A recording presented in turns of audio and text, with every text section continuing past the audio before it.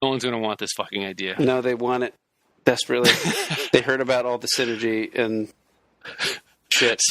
Some guy like calls up one of the guys like, holy fuck, did you hear about all this fucking synergy? It got me so hard. There's so much synergy going on over there. It's ridiculous how much synergy there is. The cross-brand ideas are just, oh god. Like, someone is going to be talking about this for sure on Tuesday. For sure. Yeah, I mean, one thing I definitely don't want to mention on the podcast so they don't steal the idea is what can happen if we put a lightsaber in E.T.'s hand.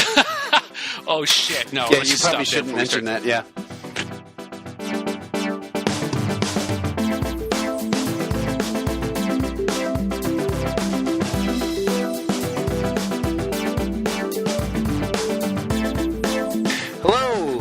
And welcome to Storied, a podcast where we take one form of media and translate it into another.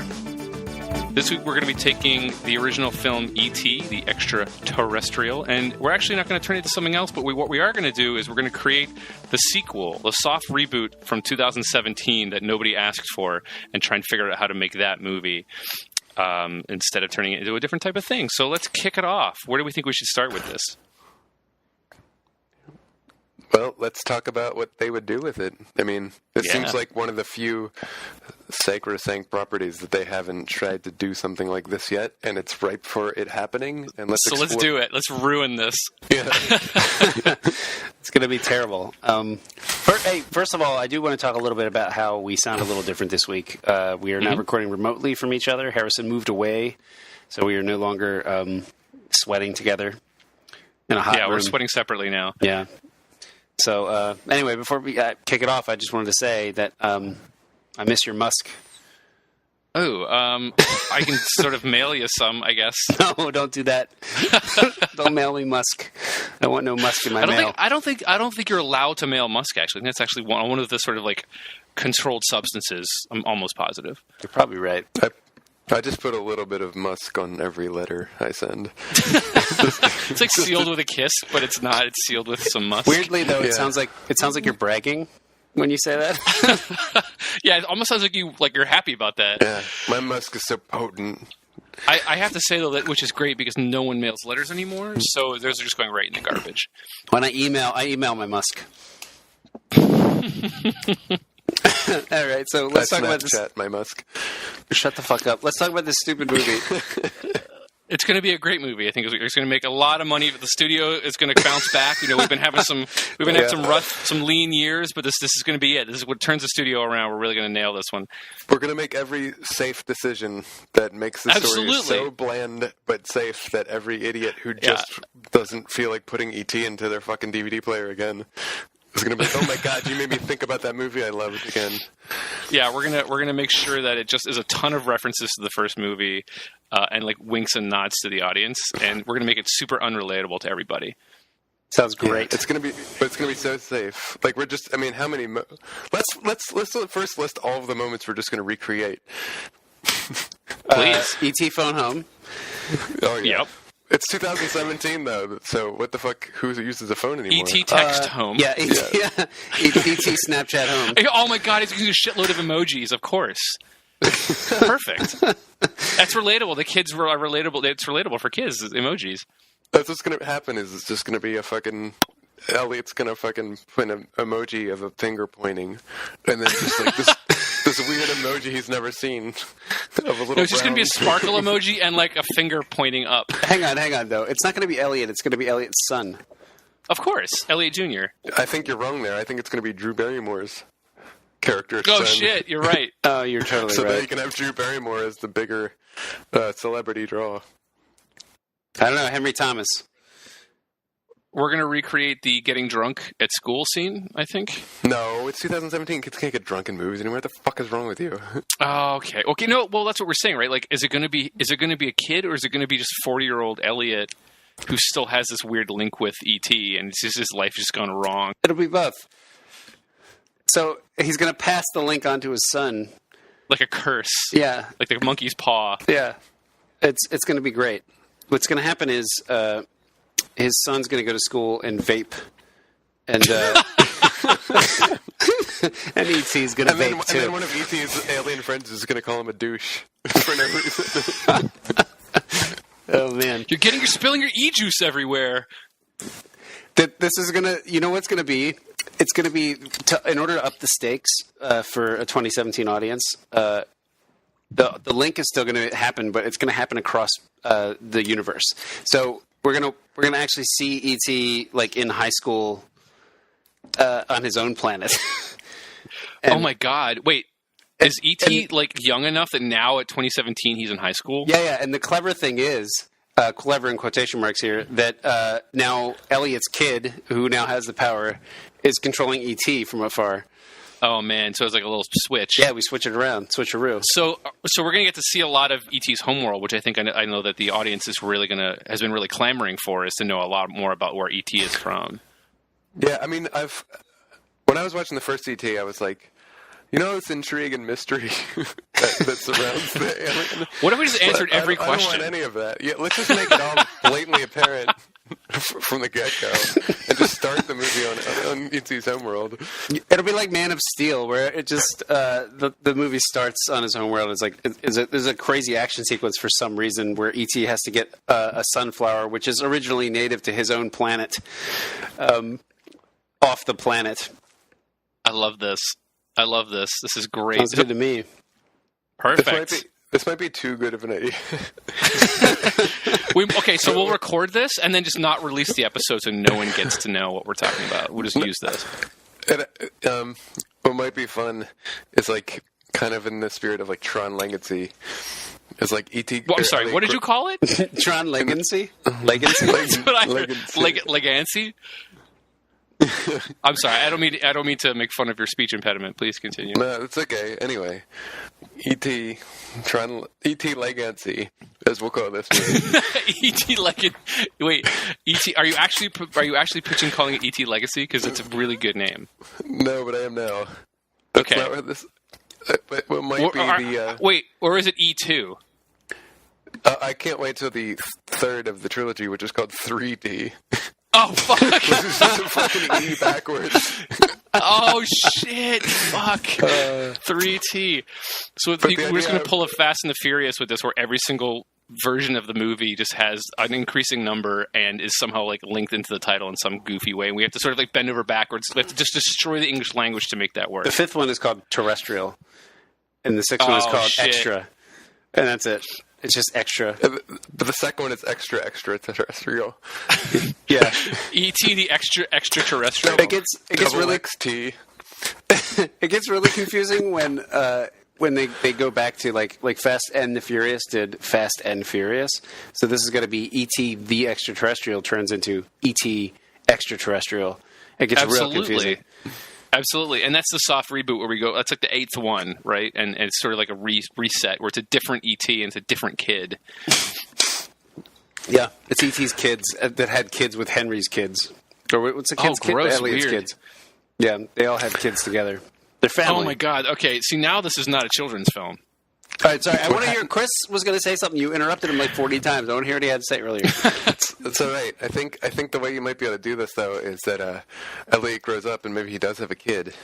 My idea's evolved since I haven't been able to say it, but initially it was that Elliot, like he misses E.T. and he's like 40 or whatever, however old he would be now. I guess he's close to my age. So yeah, roughly 40. And he reaches out to E.T. because of technology's advanced so much that he feels like he might be actually able to make contact with him. And he sends a message out to E.T. But that was my initial idea I was going to pitch, is that he like tries to establish a reconnection. But now, what if Elliot's kid and E.T.'s kid fucking establish a connection by sheer weirdly otherworldly coincidence, and it puts E.T. and Elliot back in touch, and then you have 2 generations of E.T.'s son finds something that belonged to Elliot, like it's like that shark, like claw grabber thing. Like E.T. took it with him. It's weird that you said that. That's exactly what I was thinking. I was gonna ask Chris, when you pitched that, like, does like Elliot get a job at like NASA or something to like figure out how to reestablish a connection with E.T.? Like, does he sort of devote his entire life and his career in like trying to figure out how to reestablish that connection because he's got this weird codependent like need to have ET in his life, or is it just something that he just does in his spare time? Or is he just like, is it just obsessing his spare time? Like every time he gets home from his like boring job, he just runs down to the basement where he's working like a CB radio, like attached to a record player and a speak and spell, and like his wife is really concerned about him because this is all he does with his spare time. Or maybe he's been divorced, because his like wife is like, if you can't put down that weird speak and spell, I'm leaving you, and he just kind of doesn't care because he's so obsessed with getting ET back. All of those things are true. Yeah, those all sound like they could fit into the same movie. It's like he has a job at NASA trying to establish a connection with ET, but his boss is a dick, so he cuts his grant or whatever, and then he takes illegally takes shit home from NASA. Perfect. Yes, I was going to say that. Into his basement where his wife is worried about him because he illegally stole shit from NASA, but she's also supportive and cool, so that he can reestablish contact with ET. But it turns out that he didn't need to do any of that. All he had to do was touch a sunflower, and the two of them start feeling each other again, if you know what I mean. Like in the biblical sense. No. Oh, then I don't know what you mean. Yeah, sexually. No, I mean, they start, they like he has to learn to reach out with his feelings, and that's how they reestablish the connection. Also, he still saves some of that tunnel bit from the first movies where the NASA guys were like, they had that like biotunnel.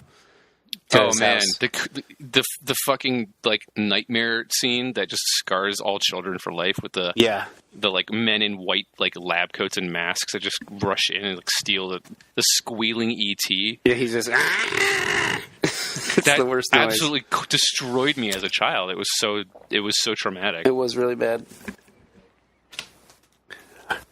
So yeah, ET's ashy white body always scared the shit out of me.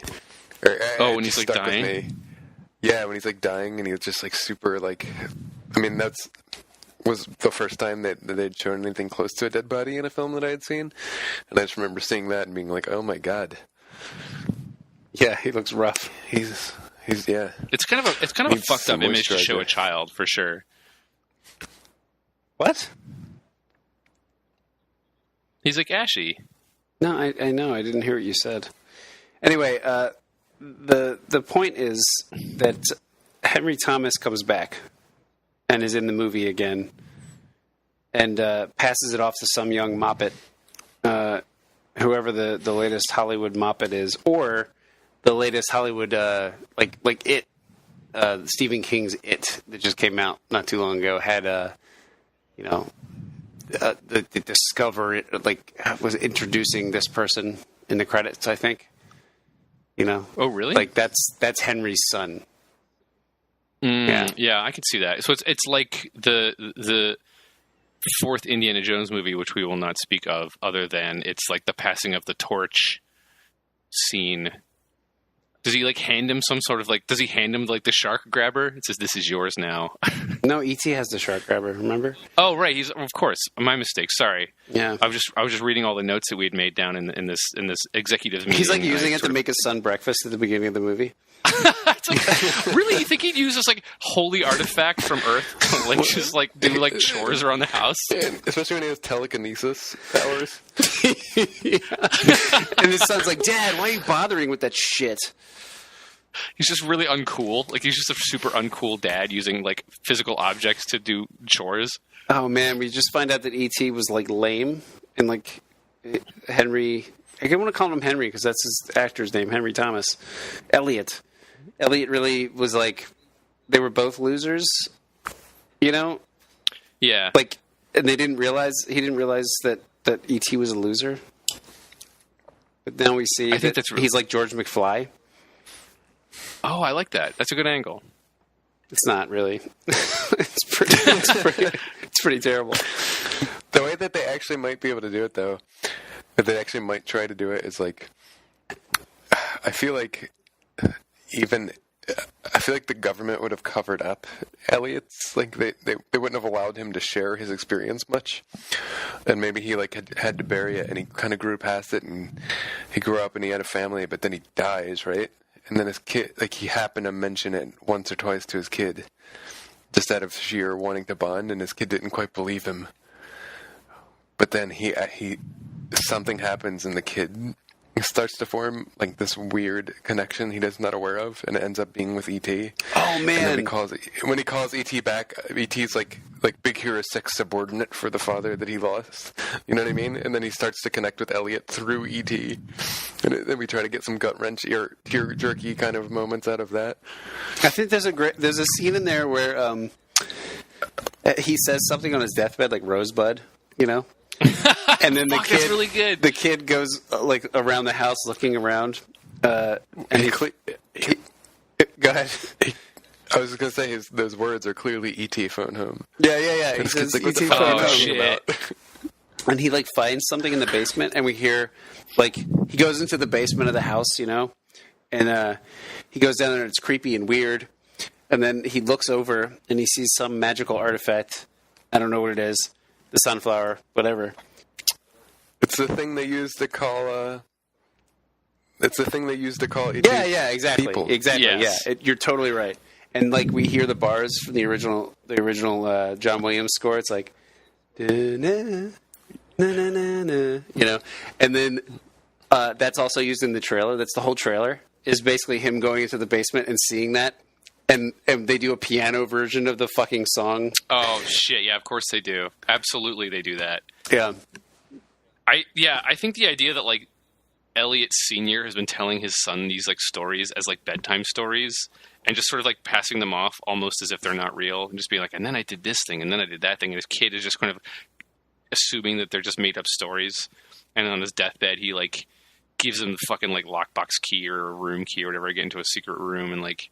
He goes down to the basement and realizes that all these things his dad has been telling him for his whole like childhood are actually real. There's a mural painted on the fucking basement wall for some reason that shows everything that happened. It's like really the Amblin logo is there, and like oh yeah, oh shit, okay, yeah. And then he like turns around and the bike with the basket is right there. It's all still there. Yeah.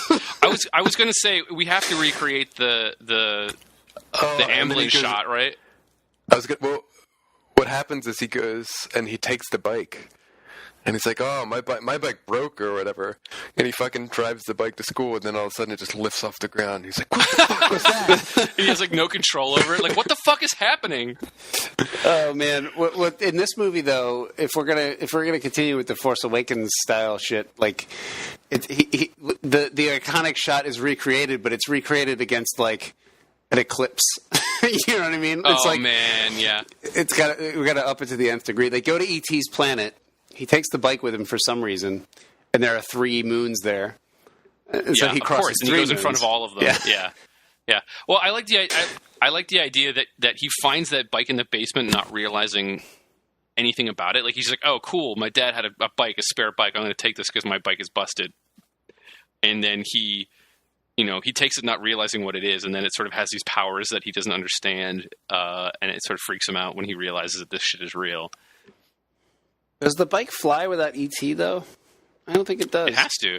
Well, this is what an executive decision is, right? Oh, I guess so. Now it does. Oh, yeah. Now it's like it was imbued with powers. And, right. Yep. And oh, man, we do flashbacks to Elliot's childhood where he wanted to... take his high-flying bike circus act on the road, but his parents wouldn't let him.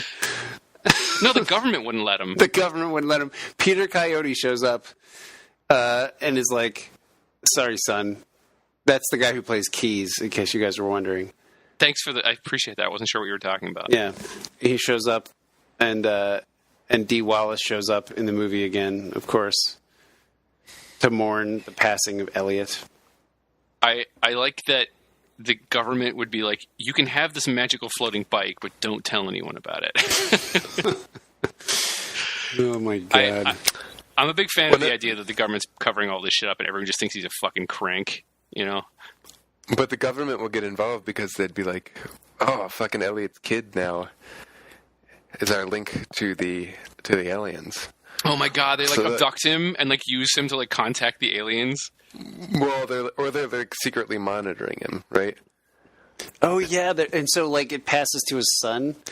Once, if he he dies, and then and he tells his son where to find his shit, and he says beware the man with the keys on his deathbed.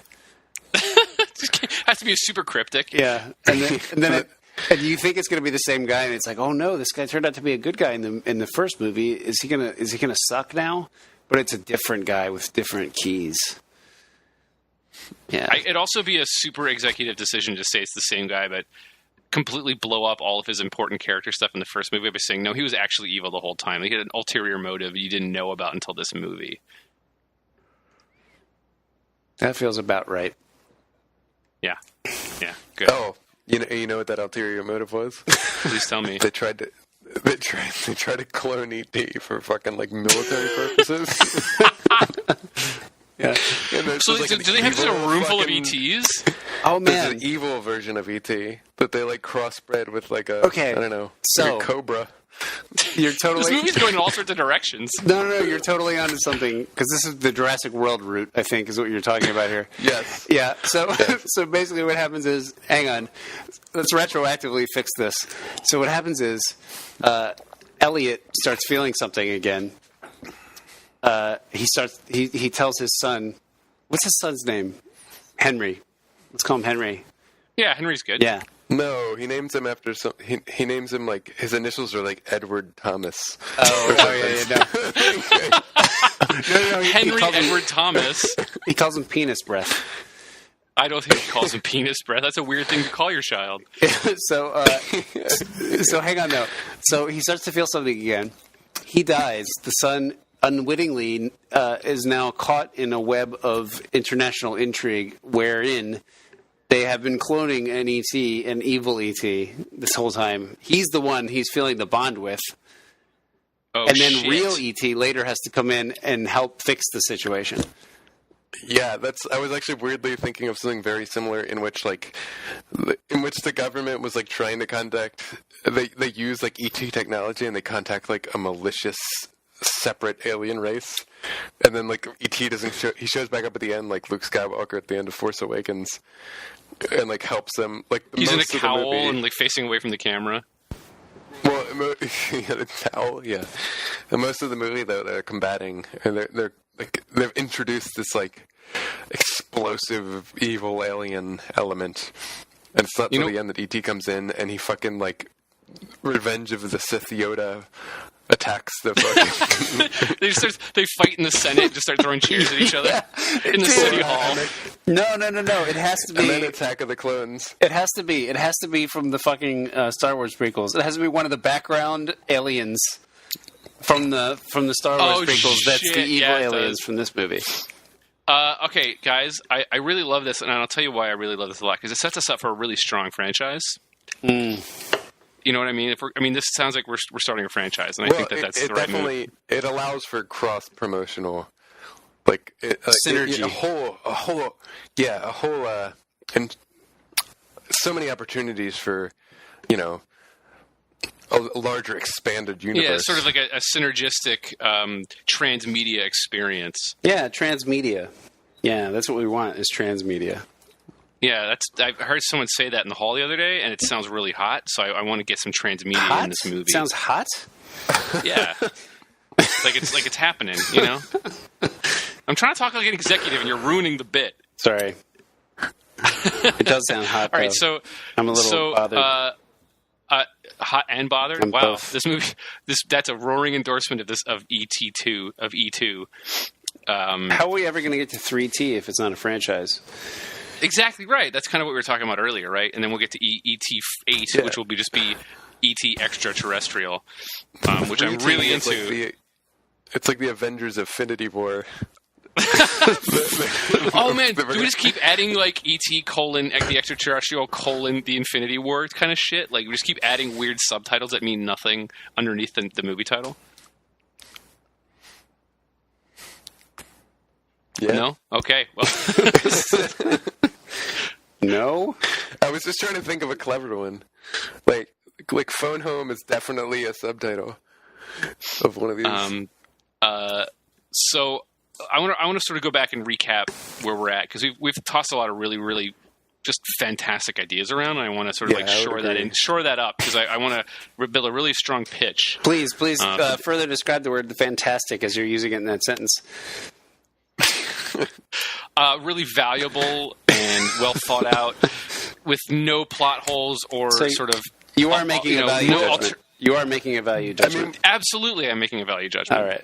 And then whenever you make a sequel endeavor like this, what's really important is just pleasing the fans and giving them everything that they could already get from just rewatching the movie. Yeah, on that note, I was going to ask you guys, like, what other really good quality references to the first E.T. movie can we just kind of get in there? Okay, so Reese's Pieces is all over the place. Oh, shit, you're right. Of course. How could we forget? We're bringing Reese's Pieces back. Hold on. I mean, Reese's Pieces, we've seen that, right? Like, let's not give them the same thing. So, like, Reese's Peanut Butter Cups. Full peanut butter cups. No, because fans will rebel if it's not Reese's Pieces, okay?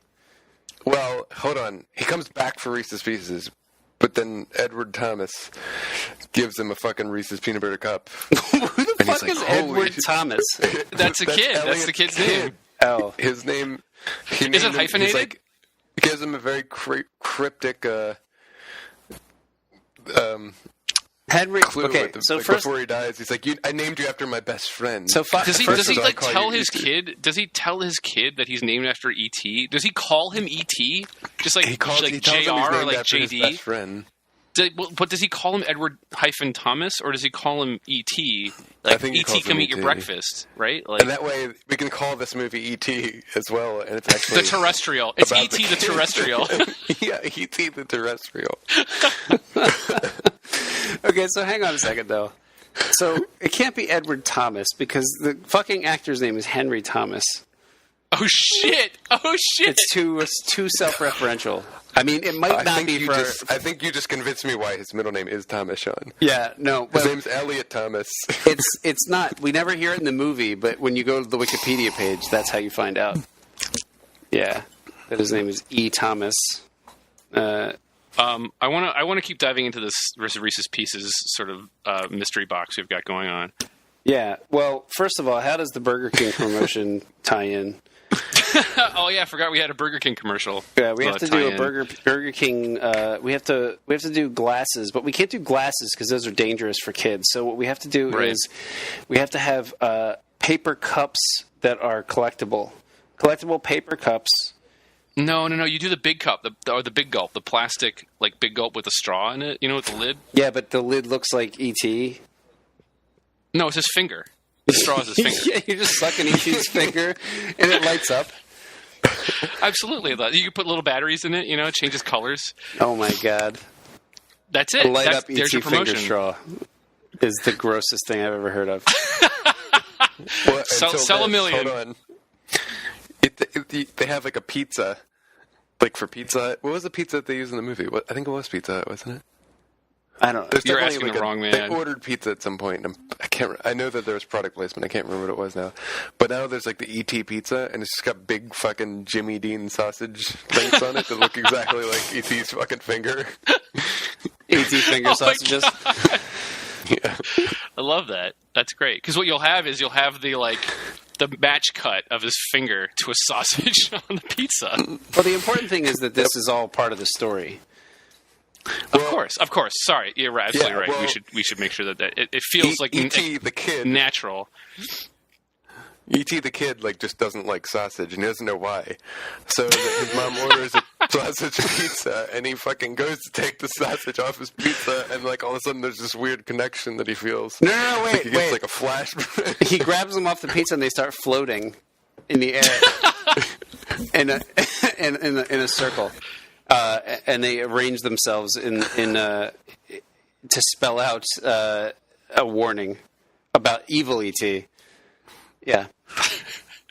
That's a lot of sausages, though. All of those really huge finger sausages just get up in the air and spell out, don't trust him. Fuck, that's really good. And everyone at the table's like, did everyone just see that? and the wife is just completely just like, I don't know what you're talking about. I didn't see anything. I'm just kind of like eating her pizza and not trying to pretend that this is not fucking happening in her house again. Oh my god, man! This is great. We have some really good promotions in here. Yeah, but there's also definitely a trick or treat scene in which Elliot's son goes out with his friends, and one of them's dressed like a different Star Wars character. Yeah, it's dressed. One of them's dressed like all of them are dressed up like Star Wars characters. One of them's dressed like Maz Kanata. One of them's dressed up like Rey. One of them's dressed up like John Boyega. Yep. Yeah, and then there's a Kylo Ren, like the older brother's Kylo Ren. Perfect. That's perfect. Yeah. What can we get some? So we have Reese's Pieces. Can we get any other candy references into this for this scene? Right, because we're gonna have Reese's Pieces all over the. Well, here's the thing, Harrison. Honestly, what would probably happen in this movie is that whoever bid the highest would get the cameo. So M&M's would clearly be replacing Reese's Pieces in this reboot, and then there would be a self-referential line from E.T.'s father saying, "In my day, it was." We're talking about Henry Thomas like he's old. Reese's Pieces. Yeah. Or like Reese's Pieces. Nobody eats that shit anymore. Get with the times. Everyone's on M&M's now, or something like that. Exactly. Are we going to recreate the closet full of stuffed animals scene? Yeah, but there'd be like an FAO Schwartz or something. No, well, okay. So here's my question, right? Because we're talking a lot about E.T.'s homeworld, and we haven't really explored that idea a little bit. I think we should break that open a little bit, because what if E.T.'s homeworld, like what if Elliot's kid goes to E.T.'s world and he has to like blend in and not get caught? Yeah, well, I mean?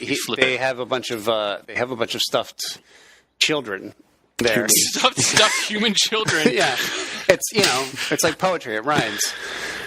It's like a circle. It's like a ring, Yeah, it's like exactly like a ring, and so E.T. has to hide in the closet on E.T.'s world as a child. That's not what it is, Sean. I'm sorry. We can't keep calling the kid E.T. This is just going to fucking confuse me and the audience. Yes. Well, then how can we call it the movie E.T. and not have it just be a regular remake, Harrison? Come on. I'm sorry. You're right. But you're right. It's not a stuffed animal, Sean. It's a fucking statue memorial that commemorates their only contact with humankind. That he stands in the middle of. He stands right next to perfect. it, like Solid Snake in Metal Gear Solid 4. Grabs onto the crutch, like to blend in for some reason. Oh, perfect. So he's just in the square, the alien sort of like, square or like pagoda where this giant sort of statue has been created. Yeah, I mean, what we've seen is how that contact with the aliens changed some of the Earthlings like Elliot. But what's really interesting is how the other end of that played out, like how human contact affected the aliens. That's what I want to explore. He loves beer now. Yeah, exactly. Oh, man. There's alien He brings beer. a 6-pack of Bud Light back to his planet and just fucks the entire growth of that planet as everyone just gets drunk all the time now. Just crashing flying saucers all over the place. Really, Elliot has had a secret business smuggling Miller Lite to E.T.'s planet. Was it Miller Lite? I don't remember. Probably. I think it was, actually. Well, but in this movie, it won't necessarily be Miller Lite. It will be whoever pays the most. That's a good point. See, you've always got these really good points, and I really appreciate that. They're good story points, too. It's really important that the correct beer is the one that Henry Thomas... I'm sorry, Elliot. Coors Light. Yeah. Well, no, Coors Light, they don't have any money. It would be Budweiser. It would be, No, come on. To be serious, it's 2017. It would be some sort of craft. Yeah, it's right. like Goose Island. Yeah, it would. It would be Lagunitas now that they're owned by Miller or whatever. Yeah, Blue Moon. So It'd be Blue Moon because that's a Coors beer now. Blue Moon has been a Coors beer really? since I was a fucking child. What are you talking about? Well, sure. I didn't know that. I learned something new tonight. It's also garbage beer, so take that. Okay, well, we're not making well, now judgment we're not calls going to in get there. fucking Blue Moon sponsors. Thanks, Yeah, Sean. I don't want Blue Moon sponsors. We're going to cut this out. Good. The important thing is that E.T. gets the Blue Moon sponsorship, okay? That's all that matters. That's true. We just won't bring you into the room when we talk to the Blue Moon people. Oranges on his fucking planet too, so you can garnish it. No, that's another import. That's another thing that's smuggled there. That's just some guy though from South America who's importing oranges to E.T.'s planet. There's like I have a. Go ahead. Go ahead. No, I was going to say I have a question that I want to explore because we've been talking about all these sort of really great sort of callbacks, but the more we talk about this, the more I feel like this whole movie just needs to be the first E.T. movie, but the roles are switched. Yeah, you know what I mean? For sure. Like, we talked a lot about like reforging the connection. Alien finds a kid. Yeah, an alien finds a kid, and it happens to be Elliot's kid. Okay, so hang on though. What you start the movie on E.T.'s planet. Everything happens exactly the same way. Absolutely. But there's a human child out there, and then we find out midway through the movie that Elliot created a spaceship to travel to E.T.'s planet. I love it. And they got marooned there. And exactly the same shit happens to his kid as happened to E.T. Would we have we'd still have to have human brands though, right? Because we need that cross-brand synergy. So he just brought a bunch of like human stuff in his spaceship, right? Yeah, well, there's an entire scene where that they just keep trying new hair products. You know, like for some reason, like even though they don't have any hair, Elliot pulls out some Aquanet. Not that that's a thing anymore, but I was going to say, man, that's a throwback. Hey, Aquanet's coming back. I'll trust your judgment on that one. You should. This is a really good movie. Definitely a scene in which E.T. or E.T.'s child is dissecting some sort of small alien creature, like a small pig. He's supposed to, but he can't bring himself to euthanize the thing in order to dissect it, so he lets them all free. But I mean, it would be much more interesting to see an alien creature be let free than just something we already know, like a frog. Yeah, I mean, fuck. Like, what kind of CG thing could we create? I mean, anything, really. Anything our brains can come up with, we could just put up there. Yeah, let's not be limited by animals that we already know and care about. I mean, we just get ILM on the horn and just sort of let them do some revs on this. I think we could come up with a really cool alien creature honestly, to have a whole scene with. Or, it doesn't. There's an opportunity for... Go ahead, John. No, it doesn't even need to be incorporated into the script, really. I mean, we could just, tell them to just do something. That's something what I'm saying. Cool. Just let them go wild. Yeah, you're right. Or there's more opportunities for cross-promotional where you could have that frog thing outside of Jabba's palace and Return of the Jedi. Perfect. This is perfect. So we can actually... So in a future Star Wars movie, we can actually go to that creature's home planet and learn a lot more about that creature as well. As we're learning about E.T.'s home planet, which is really important to the fans. We can also... The fan favorite... not killed science room animal, we can sort of go to his planet as well. That's the cartoon that's on YouTube. You know, like that cartoon that appears on YouTube is about that creature. Except you call it like young such and such, right? And then it's about him growing up before he got old enough to be captured, right? It's like his prequel. Yeah. Young dissection subject. Yeah, whatever. We have to come up with a cool name. We'll get some folks on that and sort of some break marketing that name down. Yeah. You know what you need. Yeah, we'll do some focus tests. You really need somebody to focus test that name so that people get what they want. Well, I mean, you want to feel like the first movie still has importance, so maybe it is named after Reese's Pieces or something. Oh my God! It just became a cultural phenomenon, and now they just name shit after brands that they encountered on Earth. The Recipia Picia or something like that. That really makes it feel like the first movie was addressed and respected, and the story of that still resonates in the universe of E.T.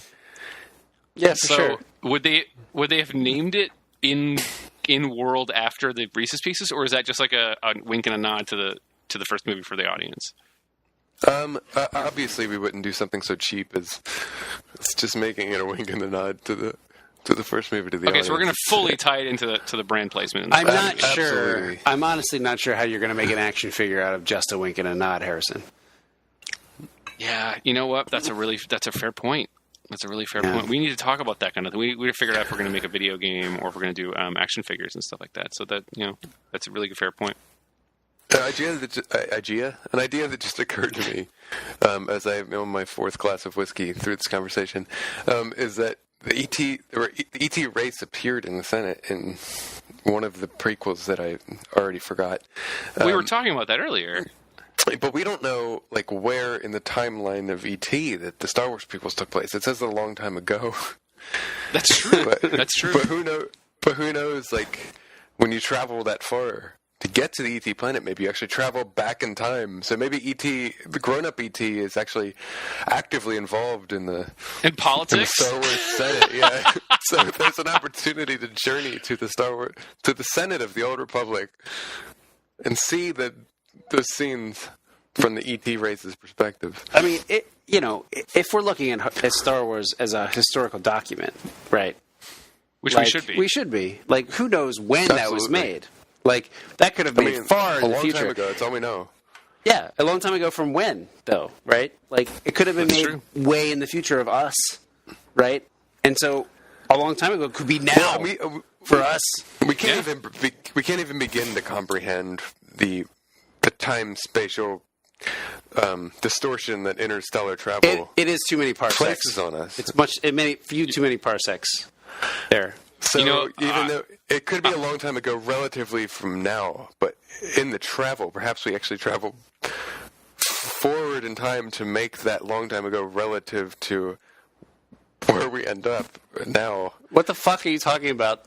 No. So I think, Chris, this is really important, and I think that we really need to spell this out to the audience explicitly, what you're talking about, so that everyone gets it, right? Because you're talking about some pretty complicated, heady stuff. So we need to have like a scrolling block of text or some sort of like title card that sort of explains the time difference you're kind of talking about. I got it. The movie opens and it says Star Wars Episode 10 E.T. Right? The extraterrestrial, right? No. Terrestrial, That's saving for the sequel. This is just called E.T. again. Okay. E.T. 2. Okay. So hang on. So hold on.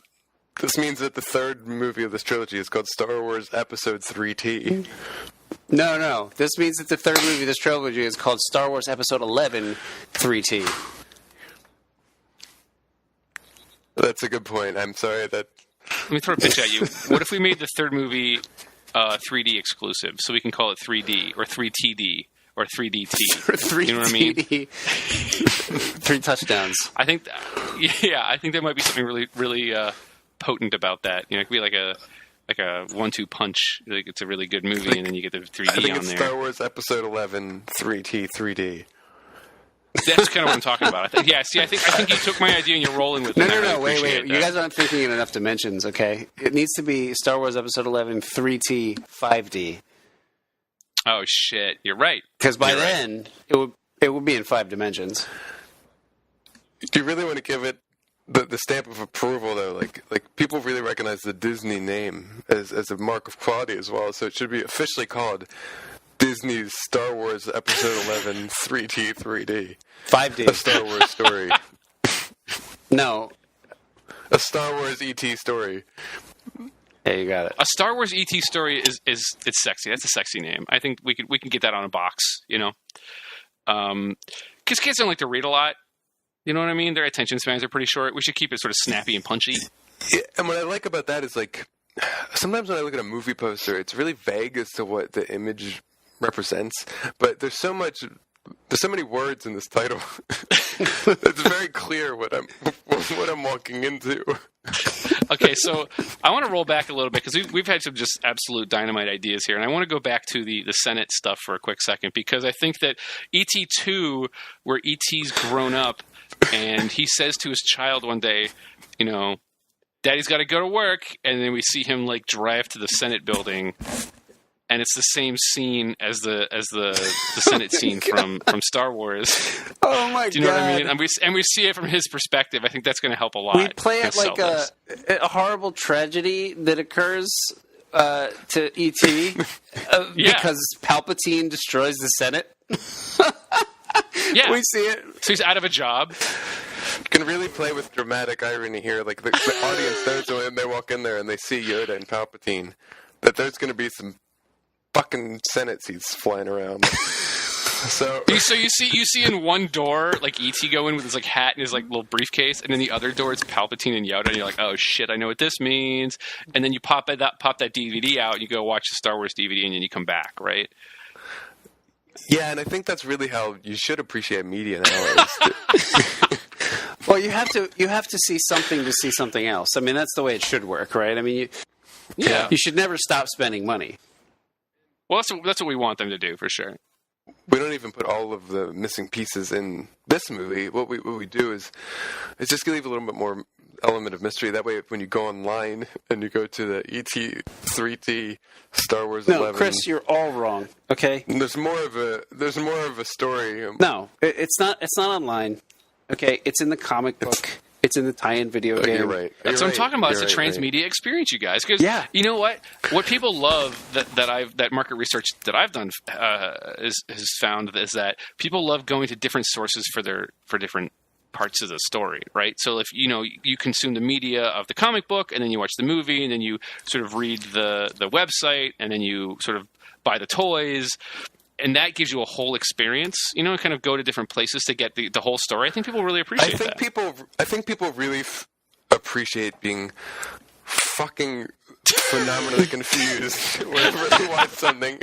And then when they have to sift through the 50 tie-in things, they feel it's a real sense of accomplishment when they understood what the fuck they just watch, so that they can then really appreciate it for what it is. Well, they can go to their friends and tell them, like, well, no, you really need to read the book to understand. It makes them feel kind of superior, right? Okay, market research has shown again and again that there's nothing people hate more than understanding a fucking movie the first time they see it. Okay? What they need to do that sounds believable is to me. leave the movie and then have a social media experience talking about the movie, and then they need to go buy some shit to fucking understand the rest of it. It's just what they love. That's true. This really speaks to me. I mean, I wouldn't want to do that, but I could imagine that sort of American moviegoers would love that.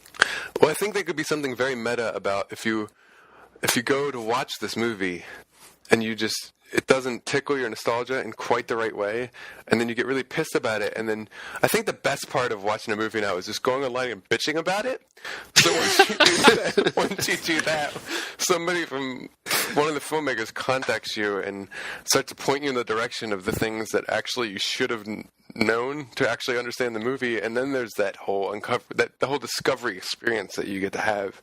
Yeah, you really want to start the audience at a level, like the first stage of the entertainment process is to just frustrate the audience to a point of depression and anger, and to the point where they would actually take time out of their life to go bitch about this experience online, and then you can only bring them up from there, I think. So I think we've tossed a lot of really, really good ideas, but I want to sort of loop back around to E.T. 2, the extraterrestrial, right? Like we think we got a really good platform down for this sort of multimedia experience, but I want to sort of make sure that we're really delivering on this movie, because if this movie flops, we're not going to get our franchise. So I want to make sure that if we can sort of focus back on that a little bit more. I think we got the other stuff nailed, but I think there's still some unanswered questions about how this movie is going to roll out. As far as like the actual plot, we've talked about. It's the exact same movie, but from the aliens' perspective. We've talked about, Elliot's grown up. I want to sort of let's just lock that stuff down, right now. Okay. I mean, I don't really want to lock it down because I think it intrigues an audience now more so than actual good storytelling is not having the answers. So if we don't have them ourselves as the filmmakers, how is the audience ever going to guess what we're thinking? Yeah, that's a good point. That's a good point. It's almost like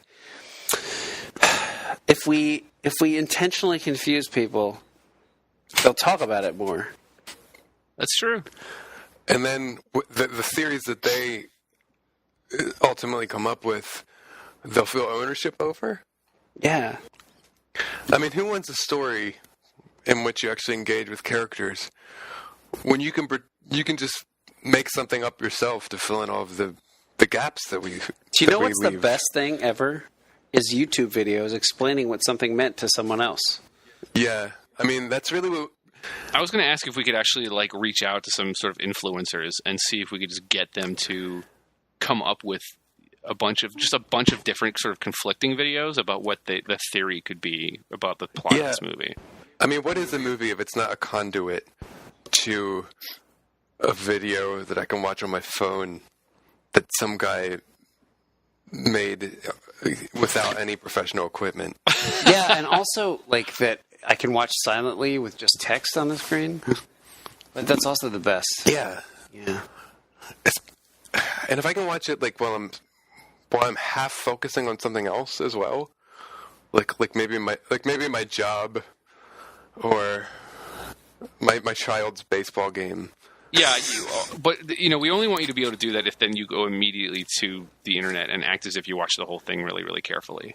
It's true. It's true. Yeah, that's a good point. Yeah, and you have to have an opinion about it that you can shout to the rooftops on the internet. That's clearly misinformed, but also wrong. We're not going to have any control over that. That's just going to happen. That's true. I don't want control over it. I want it to happen. It's good for synergy. Well. So I would say that E.T. to the Extraterrestrial is going to be a rousing success. I think. Don't you mean Star Wars Episode 10, E.T. to the Terrestrial? Episode 11. I must mean that. Yeah. That one, that movie that we created in this room without any sort of input from writers or directors or any sort of creative types. I think it's going to do really well. I think we've hit all the bases. We covered all the really important things, right? We talked about cross-brand synergy. We talked about brand promotion tie-ins. We talked about everything that people want to have in their E.T. movie, which is everything they already have in their E.T. movie. And that's the most important. We talked about a lot of really good references to the first movie that are really going to sort of jog their memories of what what was like to be, in their lives at that time when that movie came out, and sort of like spur some like nostalgic feelings of a simpler time. I think we're really going to get a lot of people really excited about this movie. Yeah, it'll be huge in Asia. It's going to make its money back in Asia for sure. Yeah. Well, thanks for listening. Yeah. Thanks for having this conversation with us. Yeah. Thanks for being a part, And we hope you really feel like that, we understand just fandom in general.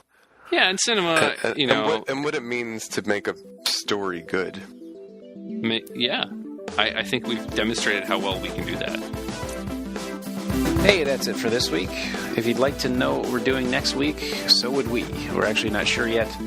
So follow us at StoriedCast on Twitter if you'd like some updates. And our email account is storiedcast@gmail.com for any other inquiries. Storied is Sean Ainsworth, Harrison Pink, and Chris Rebbert. And our music is by Jared Emerson Johnson. Thanks for listening.